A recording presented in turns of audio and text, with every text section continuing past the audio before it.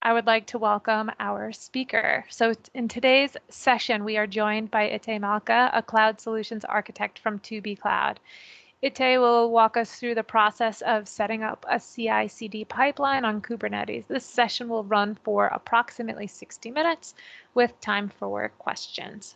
So Itay, thank you so much for being a part of today's session, and also to Cubectl for making this all possible. Please, at this time, you are welcome to unmute yourself, share your screen. I am giving you the floor. Yeah, thanks, Drew. Thanks, Rebecca. Thanks for the introduction. And hi, guys. I want to share my screen.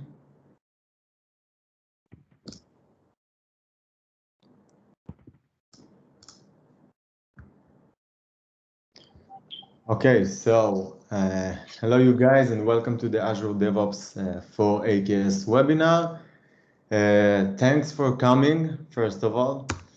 Nice to meet you. My name is Itay Malka. I was born in South Israel, and as you can see, I love sea, music, and especially food, who is not. And I'm also a cloud solutions architect at Cubectl. So who is Cubectl? So we are a global Microsoft partner with specialized in working with tech companies and ISVs. We are an Azure Expert MSP with advanced specialization in app modernization, SQL migration, and Kubernetes on Azure. And here's the agenda for today. So first of all, I just want you to know that I will save time for Q&A between the following parts and at the end of the meeting. So what are we going to do today? First of all, we're going to make a resources brief. We are going to see how to create basic CI/CD pipelines in Azure DevOps and how to deploy to AKS, which means the Azure Kubernetes Service, using these pipelines. For that, I already created the pipelines, but we will start to build them together from scratch. And for this demo, I also created a simple Node.js web application, which exposed to the internet over port 3000, which means HTTP. And since we need to deploy on Kubernetes, so we will Dockerize the application by creating a Docker file, build the Docker image, and push it to the container registry. In our case, we will use Azure Container Registry to store images inside the repository. And finally, we will see the YAML file which contains the Kubernetes resources and objects like deployment that will run pod with container and external service that will expose our web application to the internet. So first of all, as I said before, I want to start from the resources brief, the AKS and the Azure Container Registry. I go to the browser, and as you can see here, I'm logging to the Azure portal, and I also created before a resource group named Webinar RG. And inside this resource group, we can find two resources. The first one is named Webinar AKS, which represent the AKS cluster, the Kubernetes cluster that we will going to deploy to our web application. And the second one is the container registry named Webinar ACR or Azure Container Registry. So we actually have to create a Docker image and push it to this container registry. And then we want to deploy our application on Kubernetes, which means the AKS. So that's the reason why this resources I created before. Okay, so what's next? Github Repository.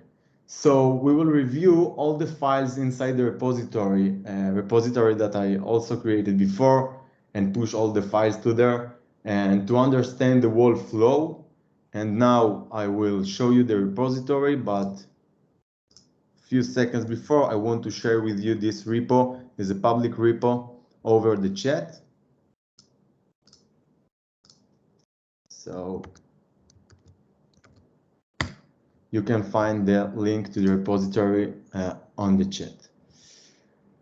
Okay, so as I said before, there is an agenda of what we're going to do today, and I would like to go through all the files inside this repository. So first of all, I would like to talk about the index.js file. I created this file for simple Node.js web application. Since we are not developers and we are a DevOps engineer, so we will not drill down to the code.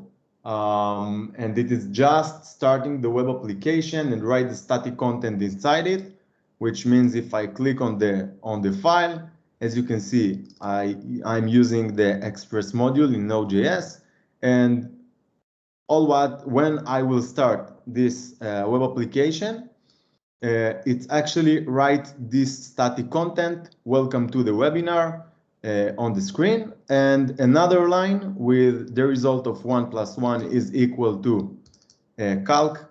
Calc is a variable that equal to 2.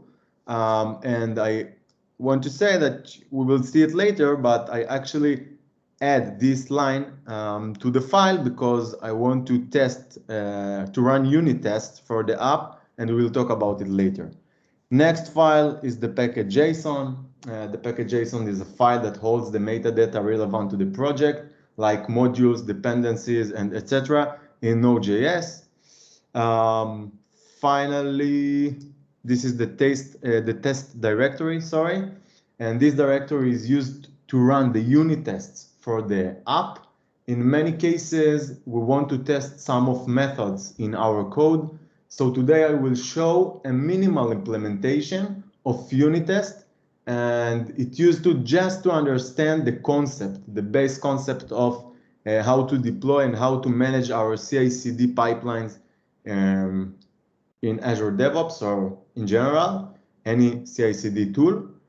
What's next? So, okay, now we actually understand that we have an application, web application, simple one, the index.js file with the unit test that includes in the test directory. Now, as I mentioned before, we want to deploy our web application to Kubernetes. And if we want to deploy to Kubernetes, it means that we have to Dockerize my application to create a Docker image so I can deploy it on Kubernetes. So for that, I actually created the Docker file. So this Docker file, we must make the application Docker, as I said, and this Docker file can build the Docker image, which expose my web application over port 3000, and we will see how it works later. And what else? Okay, and the last one. So once we have a web application, Docker image, so all what you have to do is to deploy it on Kubernetes. So for that, you can find the YAML file inside the deployment directory. And if I go to it, we can find the webinar app.yaml file that I actually created before. And we can find here two objects, Kubernetes. The first one is a deployment that contains one replica. It means one pod with one container inside it. The name of the container is webinar web app. And the image of the container is actually the image that built from the Docker file that I showed you 1 minute ago. And what is that URL? webinaracr.azurecr.io. So it represents the URL of my container registry. I go back to the Azure portal, and when I go to the container registry, as you can see, the login server, this is the URL that represents my container registry. After that, the slash, this is the repository. If I go to repositories in the left menu, we can find the repository named webinar web app. And inside this repository, I can find the multiple tags for multiple images that I push to this registry. And Okay, so we have deployment. We have one container that can run my web application. But in addition, I want to be able to expose my web application over the internet and over port 3000. So for that, all that I have to do is to create another object, another resource on Kubernetes. And this resource is service type load balancer because I want that this container will be exposed to the internet so anyone can browse to. Okay, so that's about the Github repository, and you can right now cloning it to your local computer. Okay, so what's next? Before we'll continue, and after all the theory, I would like to move forward to a local demo, a mini demo on my local computer. And I would like to know if there are any questions, guys, for now, before I will continue. And you can feel free to ask now, and you can feel free to ask me later at the end of the session.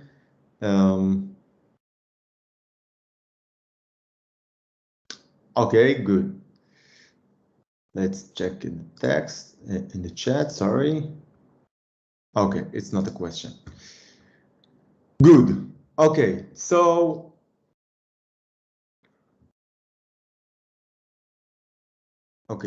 before I start the local demo, it's really important to say, I just want to show you the concept of CI CD, especially in Azure DevOps, and how to implement it on Azure DevOps. And there are a lot of methods how to do it. And today I will show you one of them. And regarding the local demo, now I will show you how to run the web application local and run the unit test by running the npm commands and node commands because we're using Node.js framework. And so in real cases, before we will start our web application, we would like, or any application, we would like to run some tests to check our code methods. And I will show you the example. And first, we will run the unit tests, and then we will start the web application. So by typing ls-l, as you can see here, I actually already cloned the repository, the GitHub repository, to my local computer. And as you can see here, all the files exist on my computer. And now I want to show you the test, the unit test. So if I cut the test.js file that is located inside the test directory, as we can see here, okay, maybe it's preferred that I will show you it from here, from the GitHub repository, which will be more comfortable. Good. So now, as you can see, I actually ran one simple test. It's called simple math test, which include two tests inside it. The first test, it should return 2 because I want to check what is the result of 1 plus 1. It's supposed to equal to be 2. And the second test should return 9 because 3 times 3 is equal to 9. And it's not really a test in the real life when we are developing new feature for our application, but it just for this case, it's just for the demo, and I want to show you how it works. So if I go back to the root directory and I want to run the test, I can find how can I run the test in the package.json file that holds the metadata.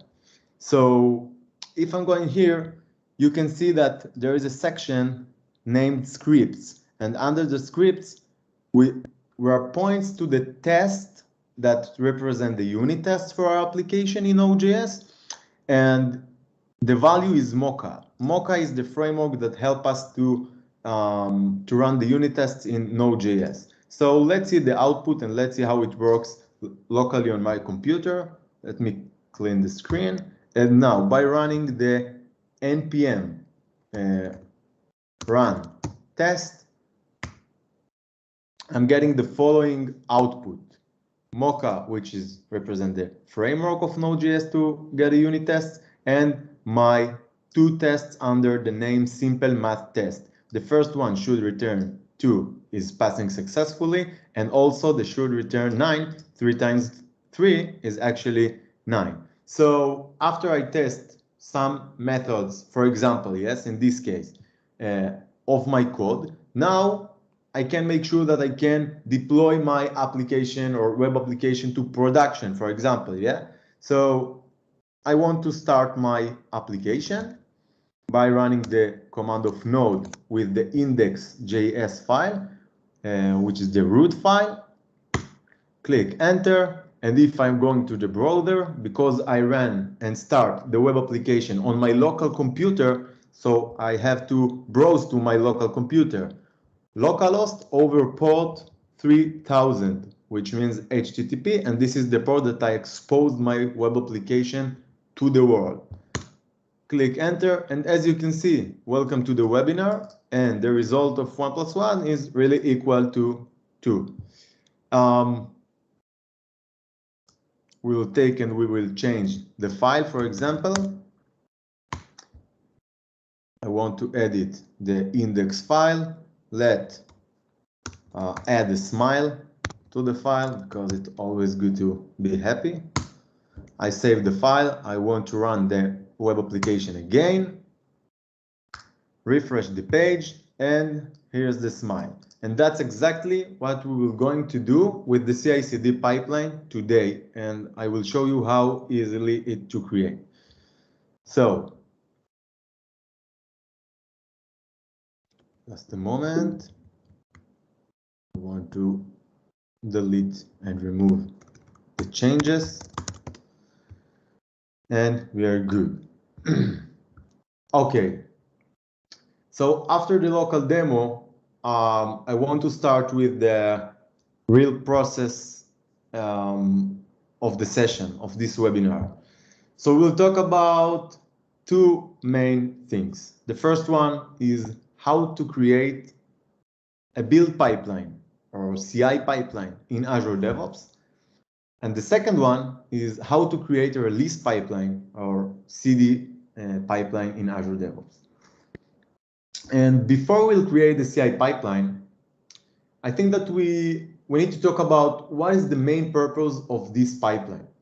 So in the most basic way to define this, the main purpose of the CI pipeline is to build and prepare the application so that it is ready to be deployed on the relevant infrastructure. In our case, Kubernetes.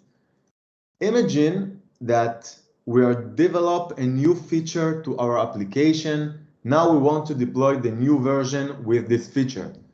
And in addition, in most cases, we would like to add some tests for our application before we'll deploy it on the production environment, for example, or any environment, even if it's testing environment, development environment, and etc. So we will create the build pipeline, which includes the following components.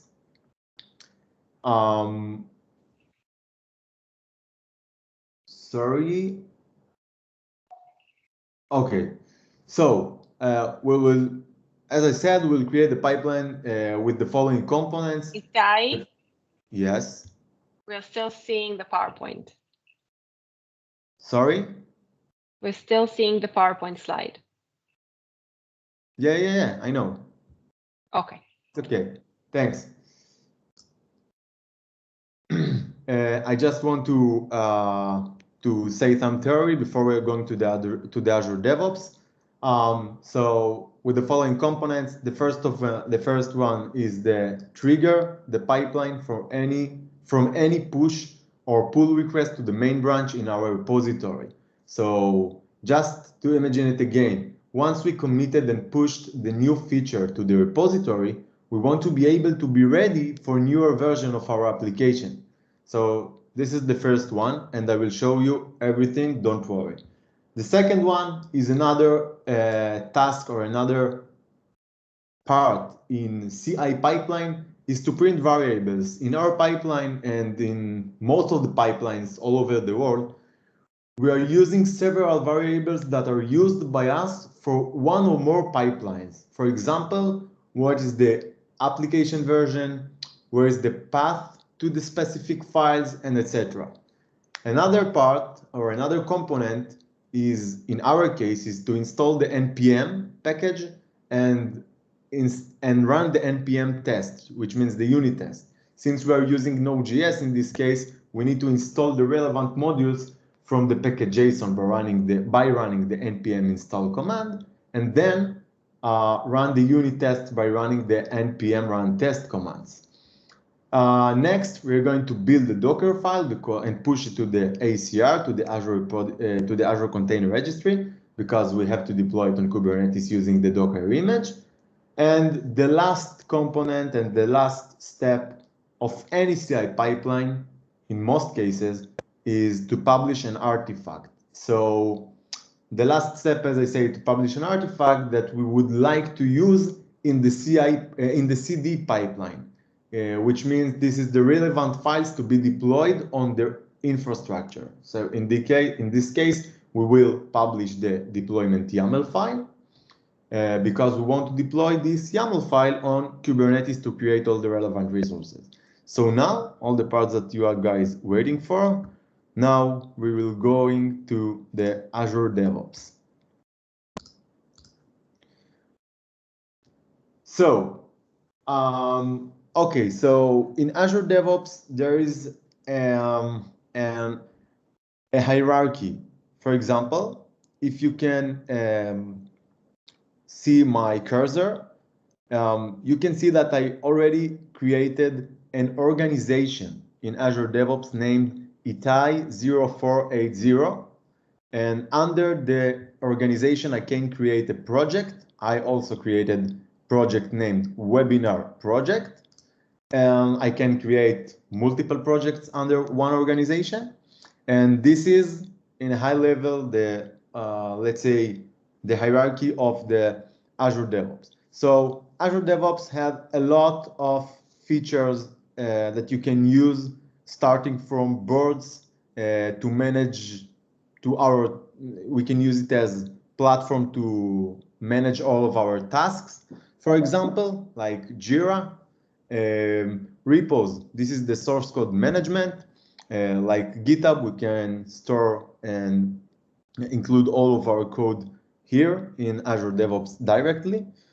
Pipelines, we are going to talk and use a lot about with pipelines, with CI pipelines, which means the build pipeline, and the releases pipelines, which means the CD pipeline. Test plans and artifact, there are another feature, but it's not really necessary to this webinar, so I will not talk about it. So, okay, so now we are in Azure DevOps. By clicking on pipeline, I'm get this page.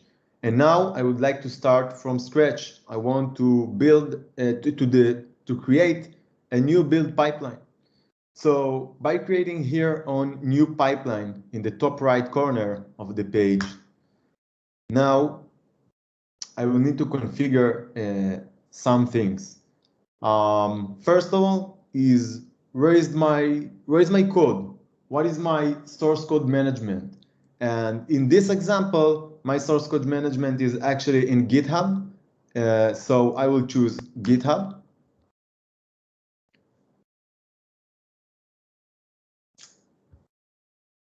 Okay. Next, select repository. I will choose the webinar repo. This is the repository that I created for this webinar. And one thing that we have to understand that we must link our repo to the pipeline, because we will use the files inside the repository, and we want that the pipeline will be triggered for any push or pull request to the main branch or any branch of our repository. So it's really important to understand why we're linking our source code management to the build pipeline. Next. What's next? So configure your pipeline. So Azure DevOps is very convenient to use because there are a lot of built-in templates which may help us easily to create our pipeline. We will start with an empty pipeline and build the pipeline from scratch in this case. So I will scroll down and click on Starter Pipeline. So now, as you can see, once I chose the Starter Pipeline, it automatically created a YAML file in my repository named Azure-pipelines-1.yaml. So from one side, you have to be familiar with YAML syntax, but from the other side, you will see how easily you can create your pipeline with built-in tasks list in the next few seconds when I go to the pipeline that I actually created before. So now we can see that we can start to write our pipeline, and there are a lot of methods and combination of how to create a pipeline. There is a hierarchy in Azure DevOps for the pipeline structure. Yes, for example, some stages which include multiple jobs, and jobs which include multiple steps, and steps which include multiple tasks. And I will show you how it works in the next few seconds, and you can treat each of them in the way that is the best for your organization.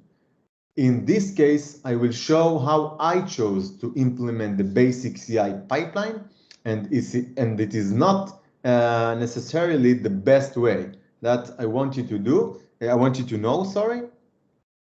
And okay, so before I will explain for any line or command like the trigger main, like the pull, I want to show you the hierarchy of the structure of the Azure DevOps pipeline, CI pipeline, and I want to show you what I'm talking about. So, for example, I want to start to build my pipeline by this hierarchy. So, first of all, let's, as I say, stages. For example, this is the top level in this hierarchy.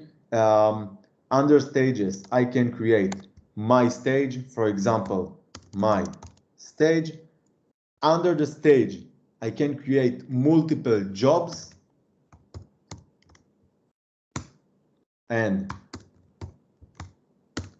job, this is my job, for example. And under the jobs, I can create multiple tasks,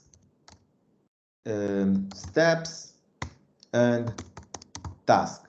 So this is a basic YAML syntax for how to create CI pipeline in Azure. And now, if I want to create a task, for example, I want to run any bash script or something like that, I can just write bash, and with an amazing autocomplete of Azure, by click enter, I can to configure this task. And as you can see here, it also created a settings button for me.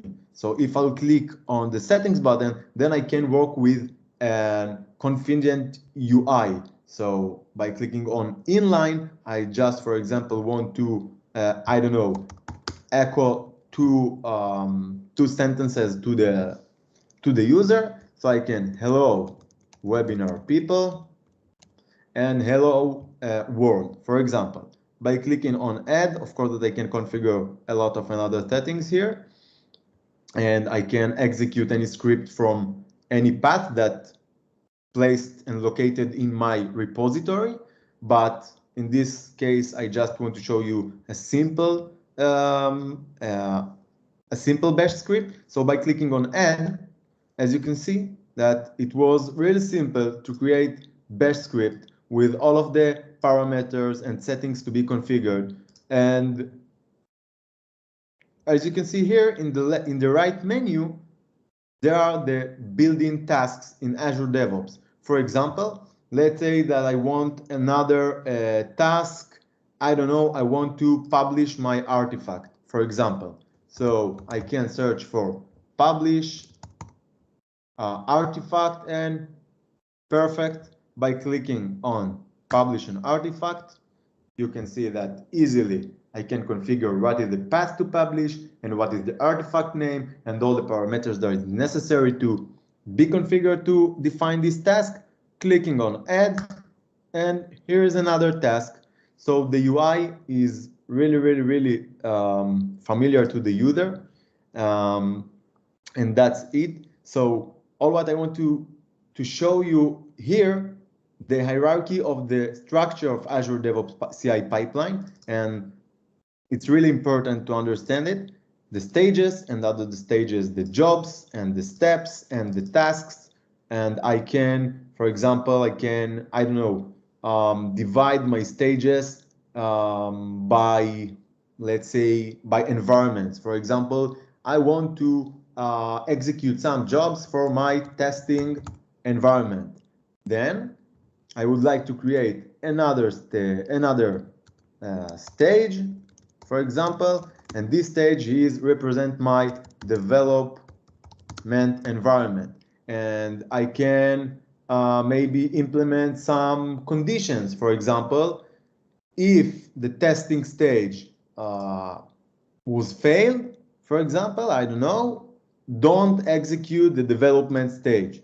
And this is really important and really necessary in a DevOps engineer life. So now I want to show you and to work about the pipeline, the CI pipeline that I created before. So by clicking on it, I will click on edit.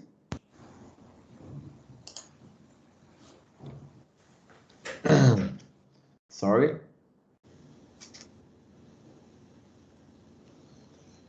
Okay, so what we can see here in this pipeline. Let's talk about all of the commands. The first command here, trigger main. This is the first line. It means that this pipeline will be triggered whenever any push or pull request will happen to the main branch. I can change the name of instead of main to the relevant branch, for example. Next, as we can see here, we see the section of variables. This is the way to define variables in a CI pipeline in Azure. This way, I can use these variables along the entire length of the pipeline and even pass them to another pipelines. And that's a really cool feature and really cool option to use in Azure DevOps. For example, I can, as you can see here, I also created variable named Docker Registry Service Connection. And this name, this value, is represent the service connection that allows me to push Docker images to the Azure Container Registry. I will, in the next few minutes, I will talk about the service connection because it is a really important object in Azure DevOps, because that's the way how we can grant the permissions on Azure services or Azure resources or external services that are not included in the Azure DevOps. Image repository for the name of the repository inside the container registry, what is the URL of the container registry, what is the Docker file path, for example. As you can see here, I actually use built-in environment variable. This environment variable is a built-in in Azure DevOps, and it represents my the path that I'm working on while the pipeline is executed. So this variable will point to the path of the Docker file, and this is the directory, which means the root directory of my repository if you remember, I linked my repository with this CI pipeline.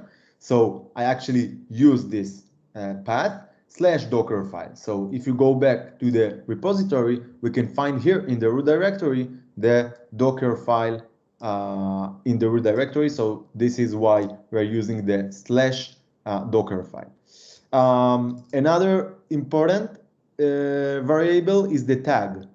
Actually, here the value is a built-in variable.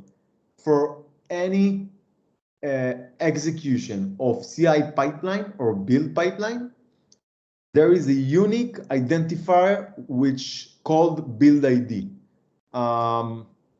So I want to use this tag later when I will push the Docker image to the container registry. As you can see here, all of the numbers. So these numbers represent the build ID of the pipeline, of the CI pipeline they comes from. Okay, and the last name, VM image name, I will talk about it later. This is the operating system of my agent. So, what else? Okay, so here we can see, sorry. So here we can see that we are starting, as I said before, with the hierarchy in the stages line. And in this case, I treated the stage as an environment. For example, multiple stages for multiple environment, testing, dev, production, as I said before. And there are really several approaches regarding how to treat it. You can choose your own prefer, and whatever you want, it's okay. So in this case, I really represent it as my environment. For example, testing. Display name, this is the name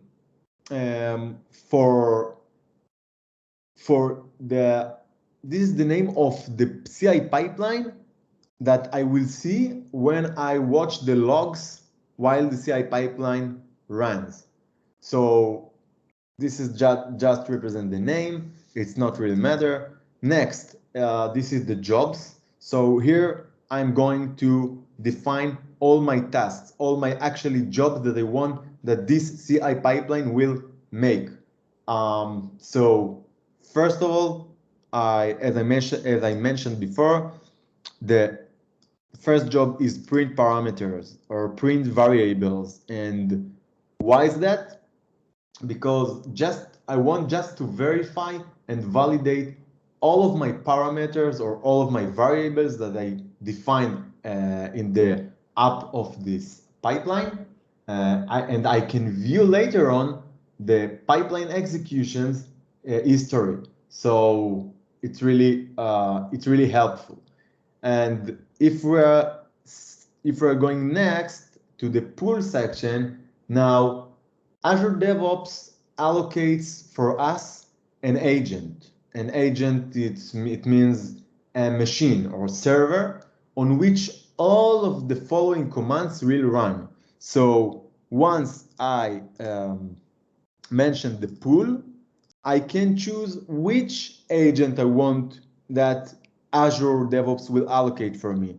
So in this case, I chose to use Ubuntu latest because to run all of the following commands, I need to use a Linux operating system.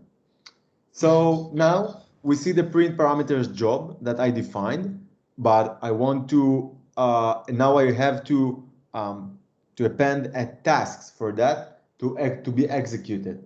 So as you can see here, this is a simple bash task that all what it does, it actually print all of the variables above. The first one is the service connection, the second image repository, and so on and so on. And again, why should I need it? Because it's really a classic CI pipeline.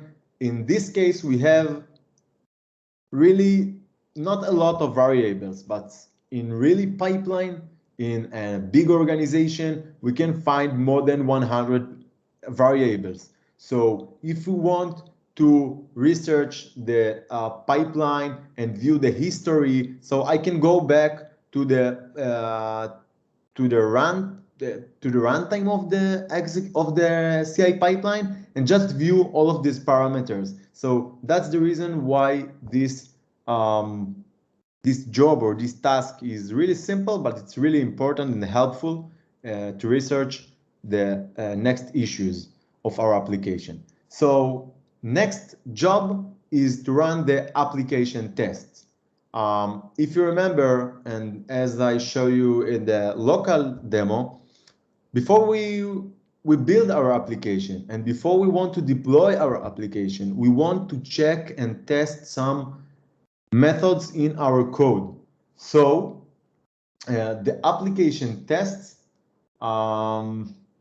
is to install the node modules from the package.json file and then run the unit tests. So if you can see, before I go into the tasks, there are again display name and the display on parameter.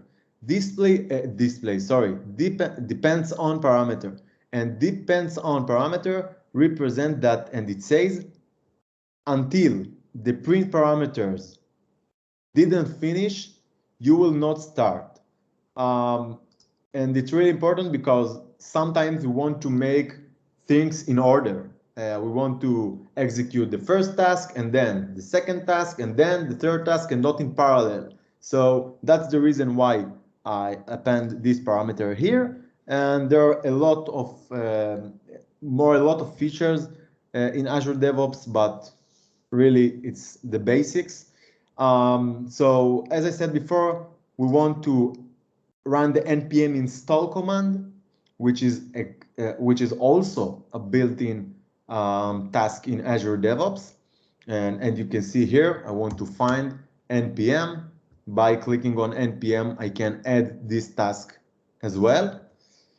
And okay, and once I run npm install, the command npm install is required any package.json file, because it must know which modules and which dependencies should I install. So that's the reason why you can find here the working directory. So my working directory, it means where is the package.json file exists and where is it located. So this package.json file is actually works in the root directory. And as you remember before, this is how can I a built-in environment variable that helps me to locate the root directory.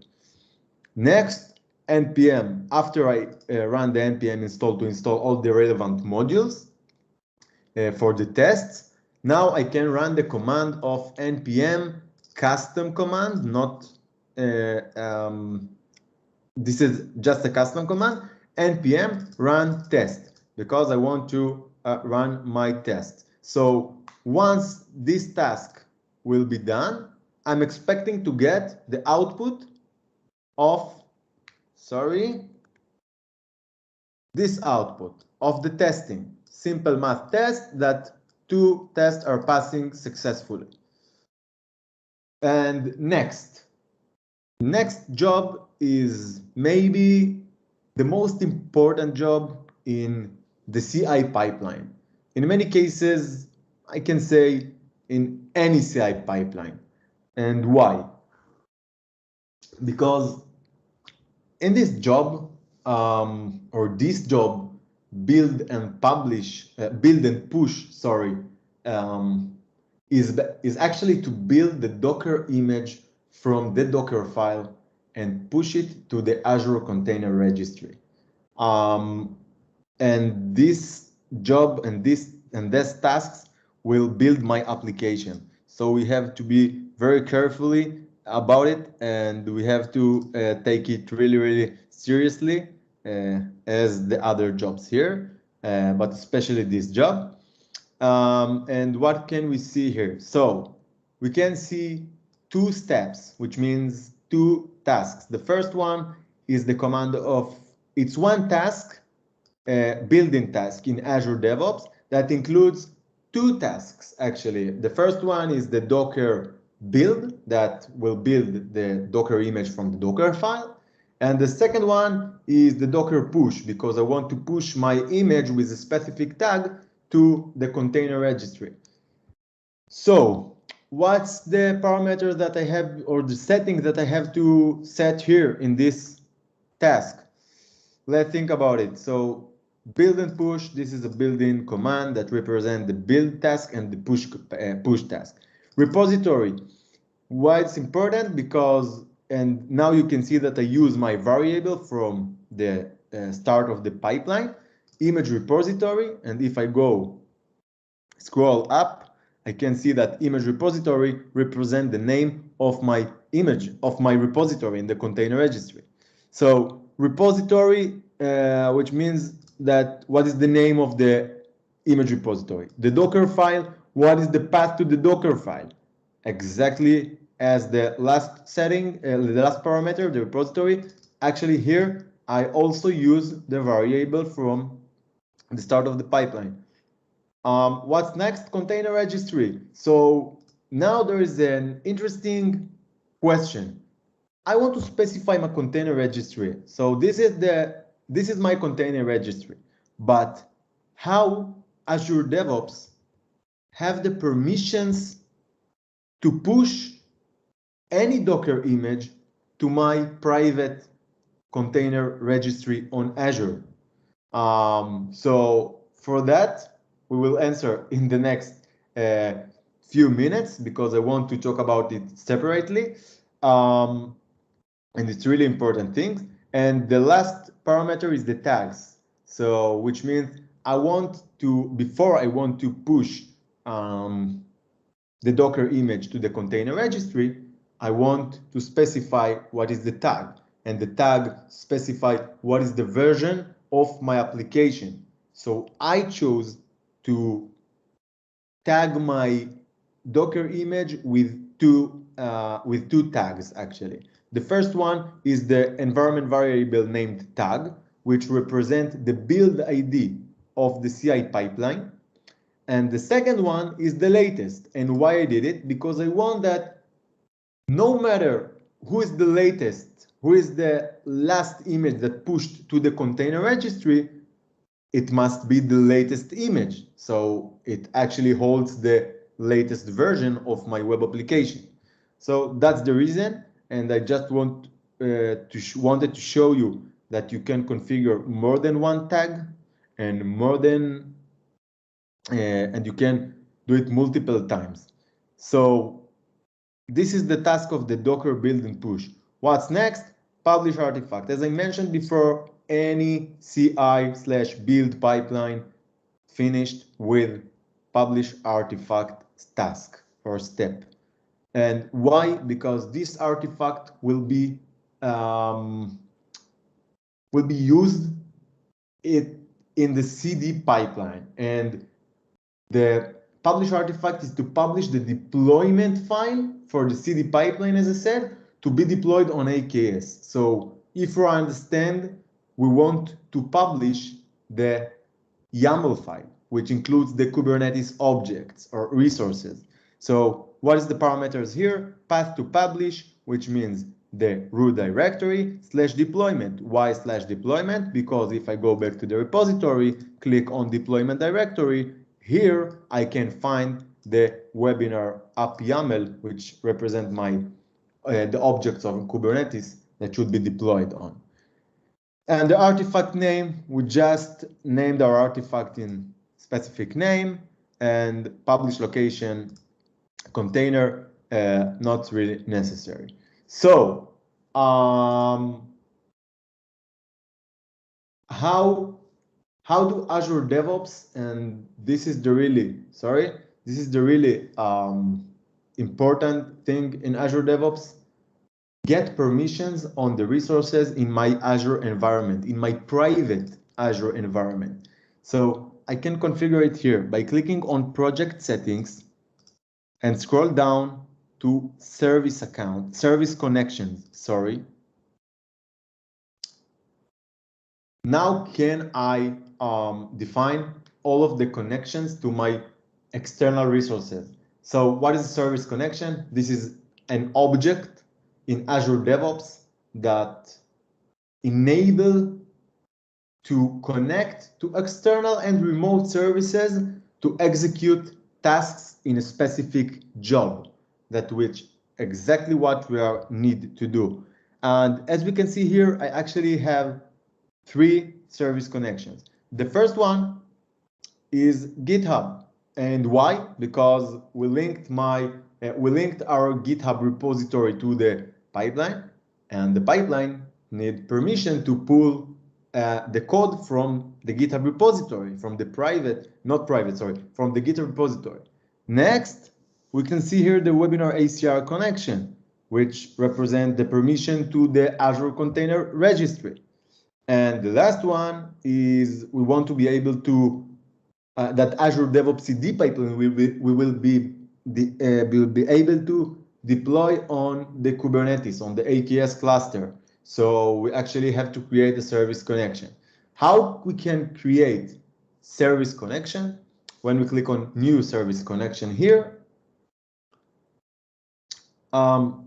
we have multiple, how can I say that, endpoints or options to create the service connection on which or for specific resource. But for example, in my case, or in our case, I want to allow this Azure DevOps to get permissions to my Azure resources. So I will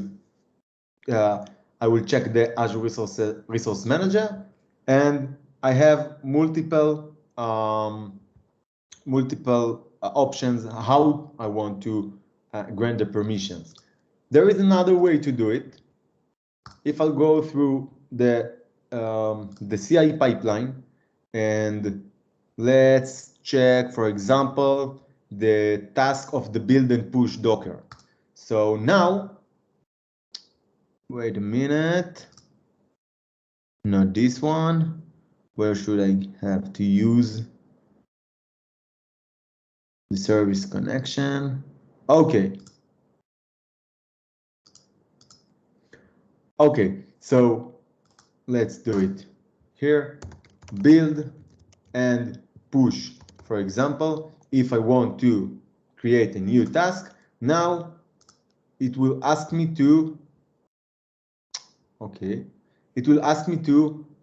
container registry service connection. And if I want to create a service connection, I can do it. I will show you what is the second option in the CD pipeline, because there is a more comfortable GUI to do it. Okay, so that's the step of the CI pipeline, guys. I would like to know if there are any questions, or if you want to wait until all of the process and all of the whole process with the CI and CD pipelines will be shown to you. And at the end of the session, of course, that I will show you how all of this flow actually works. So don't worry about it. But I would like to know if for now there are any questions, quick questions. I think we have a few questions here in the chat window. Oh, sorry. Oh, good. We have a question from Muhammad. He's asking, why is there a tick in line 36? Line 36. Sorry. Thanks, Ilanit. Edit.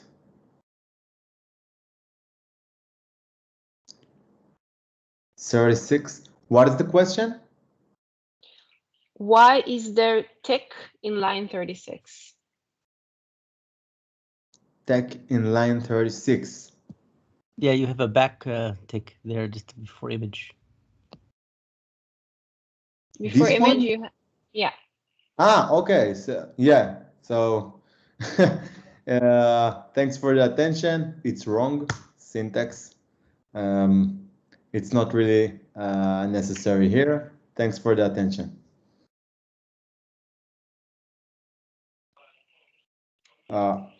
Any other questions, Ilanit, or we will wait until the end of the. Let's do another question. I see Kevin has a question, then we continue. Kevin, you can take yourself out of mute. Sure, thank you. Just a quick question about using environments with deploying Kubernetes images, or what has been your experience deploying into environments with Kubernetes and containers?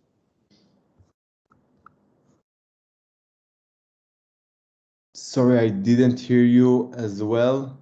I don't know if it's me. Oh, I'm sorry. Can you hear me now or no? Yes. Can I hear you? Okay. Just a quick question about using environments with Kubernetes deployments. Okay. Adding those into your pipelines. Have you had good experience using those? Is it something you haven't adopted yet, or just trying to find out more about integrating environments into that pipeline? Okay, so that's a good question. Thanks, Kevin.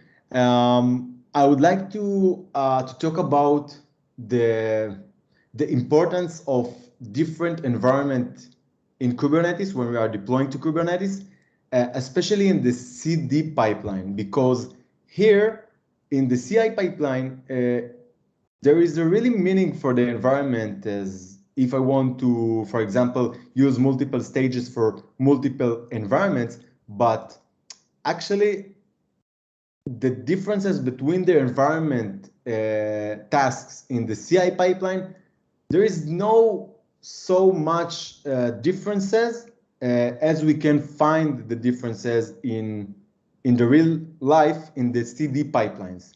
And I would like to talk about it in the next step, but thanks for the question.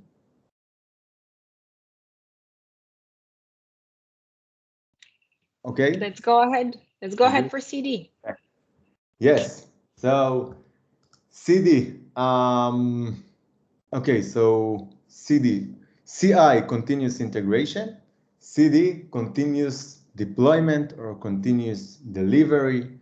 And before we will create the CD/release pipeline, so I think that we should understand what is the main purpose of this pipeline also.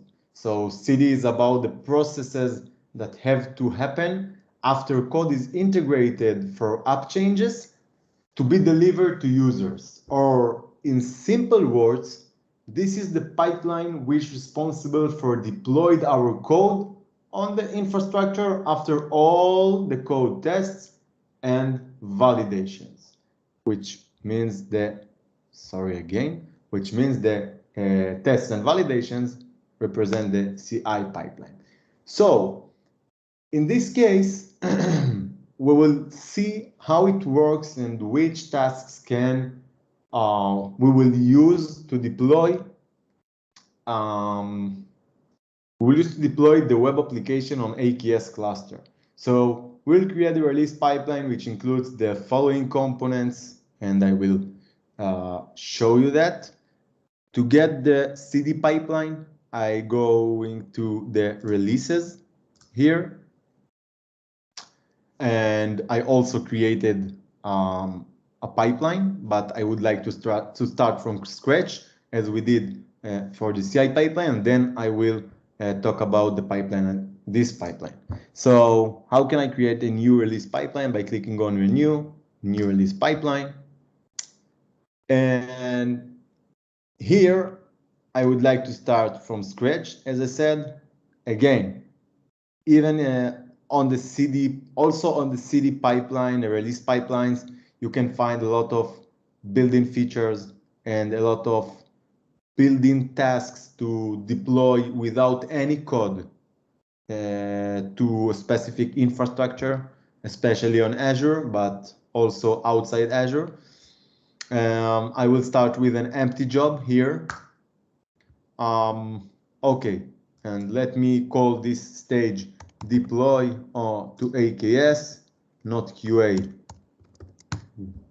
webinar test, for example. And now, once I clicked on release, new release pipeline, and I can change the name to my release pipeline, we can see here two components. The left one is the artifacts.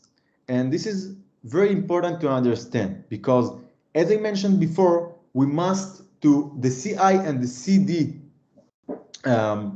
words are always, not always, but in the most cases, it comes together. And what is the connection between the CI and the CD? This is the artifact.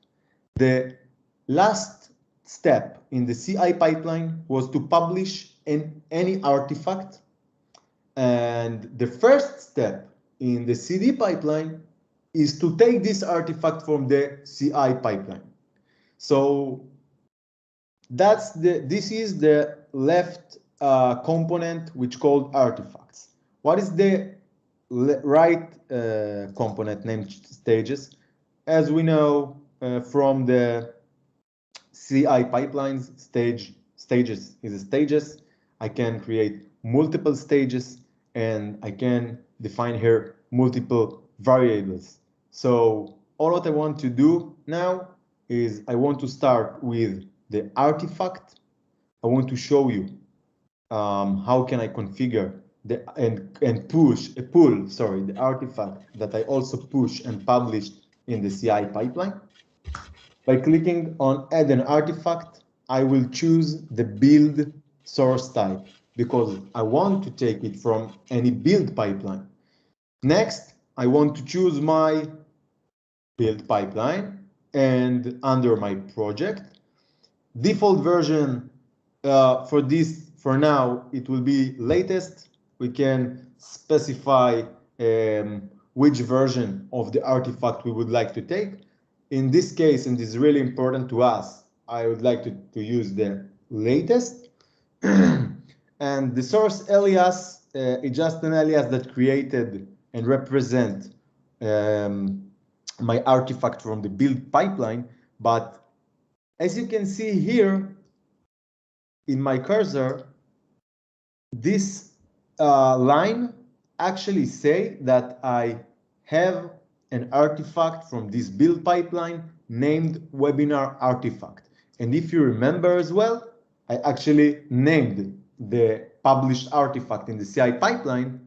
I named it as webinar artifact. So that's good. And by clicking on add, I can add my artifact to my CD pipeline. Now, next question that we can ask ourselves is okay, now whenever any CI pipeline executed, I would like that the CD pipeline will automatically start to execute. So how can I do it? Easily.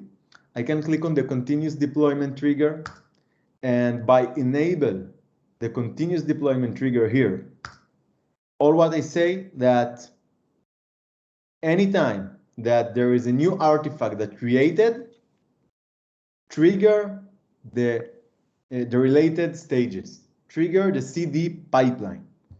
And now I'm good because I actually have an artifact. And now the question is what I wanted to do with this artifact. So by clicking on the job and tasks here, now I can starting to work on the CD pipeline. So, okay, where is my mouse? Sorry. Okay, so here you can see and you can find as the first job is the agent job. And this agent job represent the same, is the same as the pull parameter in the CI pipeline. As I said before, Azure DevOps allocates for us an agent, a machine, a server that all the commands will run on. So now we can define one agent, we can define multiple agents, and we can define our server from Azure, for example, and not just any random agent from Azure DevOps. That I can, all what I'm interested in is the agent specification, which represent which operating system I want that this agent will host. So Windows Server is fine for me because I don't need any more Linux for the CD pipeline, and let's think why. So here, as you can see, we have again a lot of built-in tasks, and this is not CI pipeline. This is a CD pipeline. So in this release pipeline, I would like to perform tasks that can help me to deploy my artifact on my infrastructure. So in this case, let's say that I would like to take the artifact with the deployment YAML file and deploy it on my Kubernetes cluster. So how can I deploy on Kubernetes? I have two mainly options, okay? The first one is to use the Cubectl command, the client of Kubernetes. So if I want to use Cubectl, first I have to install Cubectl on the agent. So I can add this task and install Cubectl with a specific version or with the latest version, not really matter for now. Next, once I have Cubectl on my computer or in this agent, I would like to take the file, the YAML file, and deploy using Cubectl, for example. So again, I will search for Cubectl command by clicking on add. Now, as you can see here, some settings need attention. And of course, some settings need attention because Cubectl, there are a lot of flags that I can execute with this command. For example, Cubectl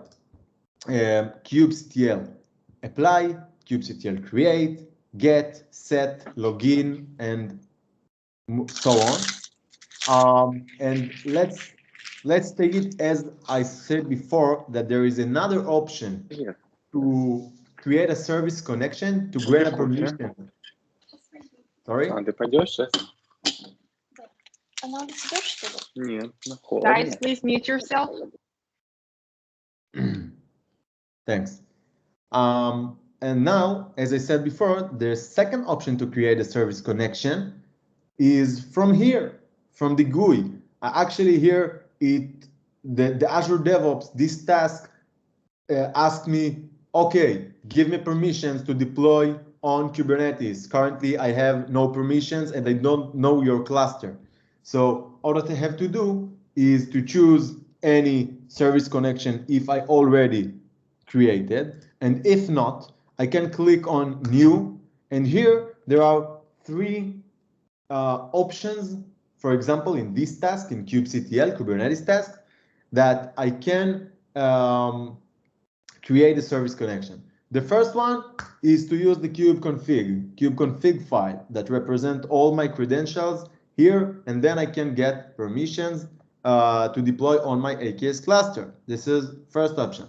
Service account, this is another option that is not really relevant, and we'll use this option in the most of the cases. And the last option and the easiest option is to use the Azure subscription. Currently now is loading subscriptions, and because it takes my user and loading all of the subscription that I have permissions, and then I can easily choose the subscription, choose the resource groups in the resource group in Azure, and then I can choose the cluster. And when I will choose the cluster, it will ask me, okay, now you choose the cluster, choose please which namespace would you like that I will deploy to. For example, in my case, I have 2B Cloud. This is my subscription. Cluster webinar AKS. In the webinar RGs, this is the resource group. And now, namespace. Okay, this is the namespace that you actually have in your cluster. Which one of them? So it must to know that even if I will choose the default namespace, I will not be able to deploy on other namespace. So it's really important to know, and that's it. So next, what else? So as I said before, I can deploy on Kubernetes using the Kubectl, and I can deploy on Kubernetes, for example, using Helm charts. For example, again, in the case of the Cubectl, I had to install the Cubectl on the agent. So here again, I had to install Helm with a specific version. As you can see here, can specify the version. And what's next? I can Helm chart, can deploy my and run Helm commands that deploy my Helm chart on Kubernetes. So if I go back to the Cubectl, now you can understand that if you want to how can I say that? If you want to deploy to Kubernetes, so I must to choose the namespace, for example, default. Put in attention, please. Pay attention that the namespace here must to be the same namespace as we defined in the service connection. Next, which command would we like to use? Kubectl create, Kubectl apply, Kubectl, for in this case, Kubectl apply. And what would we like to do? Oh, now we have the deployment YAML file that we published as an artifact. So I can check the use configuration, and here it will ask me for what is the file path to the YAML file, or what is the inline. For example, here I can define that a YAML file, API version v1, what is the kind, for example, pod and metadata, and so on and so on and so on. But I don't have to create it from scratch. So I already published an artifact from the CI pipeline. So by click on the browse file path, I can see the linked artifacts. I actually view this build pipeline. And this is the name of my artifact, if you remember, webinar artifact. And then finally, I find my webinar app.yaml file. So by clicking on OK, all what that this task will execute is to run the command kubectl apply. I can append the flag -f or --force, for example, to override the changes in Kubernetes. And what it will be deployed? The YAML file. So I'm happy. And now, after we talked about it, I would like to show you the pipeline that I created before. And then I will show you how all the workflow actually works. Okay. So here I added the artifact. And here I have one job with 4 tasks. And I didn't forget you, Kevin. I will answer the environment question after that. So what's next? As you can see here, I actually have 4 tasks, and I will explain. The first one is just a bash script, simple bash script that print environment variable, where I can define environment variable here in the variables section. So all what I did, I actually defined and initiate environment variable named image tag. And the value of this environment variable is the build ID that comes from the CI pipeline. And why I'm using it in the CD pipeline? This is a good question, but I'm using it because I need to know what is the version of my app. Because if you remember, I tagged my Docker image with the build ID. So I need that the CD pipeline will know this build ID, this actually image tag, which represent the version of my web application. And then I know which version I have to deploy on my cluster. So, okay, so the first is just simple bash to echo and print the image tag. And why? Because I just want to see that I actually going to deploy the right version. Next, I want to install the Cubectl latest version. Next, I want to deploy my YAML file. So that's exactly what I did here. I actually deployed the YAML file. That's what this task is performed. And the last command is the kubectl set. So all of you guys who are familiar with Kubernetes and especially with kubectl client, so it will be very easy to understand. So kubectl set command, I use it to change the current deployment image to the last build ID. And I remember tag or build ID is equal to version. And in my case, why kubectl is really necessary, because I'm always deploying the same YAML file with the same image reference, latest tag. If I'm going to back to the repository, and you can see here, this is a static string. It always will be deployed using the latest. There is a method how to change it, but in this case, in really this simple and basic case, I use a static string. So if I will continue, if I will try to deploy the same YAML file again, no changes will be made because I did not change any value of the Kubernetes resources. So if we were using Helm charts, so you're right, it would solve the problem, since there is a very easy way to deal with this issue.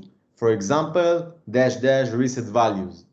Who is familiar with Helm charts know this command. But in this case, I'm using kubectl, so I have to deal with this situation. So now I would like to show you how it works after we go through all the CI and CD pipelines, and not only theory, and we will follow the logs and watch the logs online, and I will show you the Kubernetes pods, deployment, and services. So before I will do it, I just want to show you something. I'll go back to the terminal.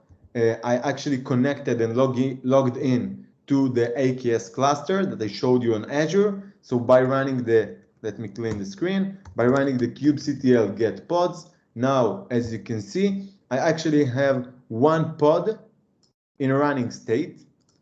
What else? I actually deployed a deployment. So this deployment actually holds this pod. So the deployment is here as expected as well. And I want that this web application will be exposed to the internet over pod 3000. So kubectl get service. And here is my service. Here is the external IP, sorry. And if I'll go to the browser and put this public IP, and as you can see, here is my web application. However, we have to remember why I didn't mention here the 3000 port, because it's some about Kubernetes, some words about Kubernetes. The service which exposed which will be exposed the container to the internet, get all the traffic over port HTTP, which is the default HTTP port. So we don't have to say that or to initiate it, and it will get all the traffic over port 80 and move the traffic to the port over port 3000. So that's the reason why I can access this public IP just by paste it in the browser and click enter. And now to the interesting, let's say, part in this webinar. So now I would like to make some changes, push them to the repository, and then I would like to know and figure out what will happen. So let's say that I want to change my index.js file. I want to change my application. So I will edit the index.js file. Welcome to webinar. Create people, and thanks for taking part in this video. Dot. Now I will save. Now I actually develop a new feature. And it's not really feature, but I changed the static content of my web application. Now I want to push all the changes to my GitHub repository, commit and push. So git status, okay, modified. Git add, git commit, update, index.js, and git push. It seems like it's done. Let's go to the repository. Let's go to the root directory. Click on index.js. Okay. Welcome to webinar, great people, and thanks for taking part in this video. Great. Now I want to go to the Azure DevOps, click on pipelines, CI pipeline, and we can see that actually it automatically executed. Why?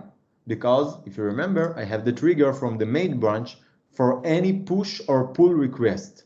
So by clicking on the specific execution, I can see the logs. And before I will see the logs, you can see here the name of the jobs, print parameters, npm install, npm test, build. So that's the reason why I told you that I can view the history of any execution of this pipeline. So print parameters, I'll click on bash because I want to see the bash output, and print all parameters, service connection, here is the output, image repository, here is the output, build ID, this is the most important, this is our newer version of the application, 33.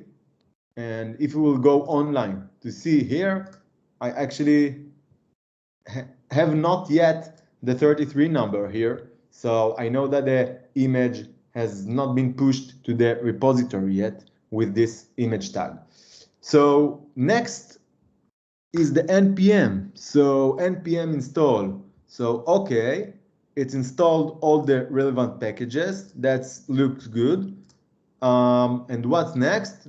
Good. npm test, run test. So if you remember the output of the unit test, simple math test, this is exactly was my output in my local computer. So I'm good, and now I can go to build my Docker file to be a Docker image and push to the container registry. But let's see and follow the, we can see the output. Now it will start from the from step 1 in the Docker file, and then until the end of the Docker file. Okay, so it seems like it pushed. As you can see here, the output pushed. If I go to the to my container registry, click on refresh, and ta-dam! I actually can see here the 33 image tag. Okay, so now what? By run the Cubectl get pods, I can run the command Cubectl describe pod, and I want to see what is the image. So I will grab only the image, and actually the current version is 32. You can see the image of the pod. I'll go back to the releases because, as we said, for any published artifact, there is automatically triggered for the CD pipeline. And we can see that in this time, here is a new release, 17 in this number, and it's actually in progress. By clicking on it, can see all the outputs. So let's move through the outputs. The first, initialize job. This is the step that Azure DevOps allocates us the agent. Next, download artifact, because the CD pipeline needs to pull all of the files, in this case only one file, YAML file, from the CI pipeline, so it calls download artifact. Second, print image tag. We want to see that we are using the right version, so 33. That's good. What's next? install Cubectl. Just because I know Cubectl, I know that it actually passed successfully. Cubectl apply, Cubectl set, and finalize job. So if I go now, Cubectl get pods, I actually still see here only one pod. But as you can see, the last pod was running for more than 30 hours. And this new pod is running only 44 seconds. So if I will run the command again of Cubectl describe pod with this pod ID or name, grep only the image. Sorry, why did I wrong? Describe. As you can see, guys, now we actually have the newer version, which represents the 33. And all of that started only from my git push command. I committed the changes, I pushed the changes, and from there, everything happened automatically. So thank you guys. Thank you so much for the listening.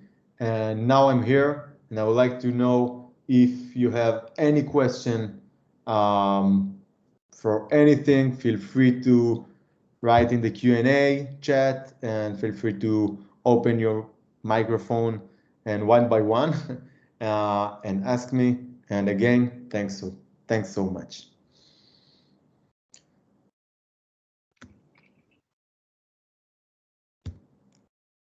Any questions, guys? I will go to the Teams. Opa, sorry. Feel free to unmute as well and ask any questions if you.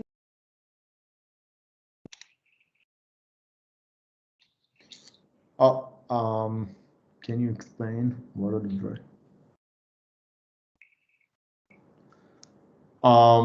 Okay, I can see here a question. Can you explain what are the various metrics that can be monitored in AKS deployments?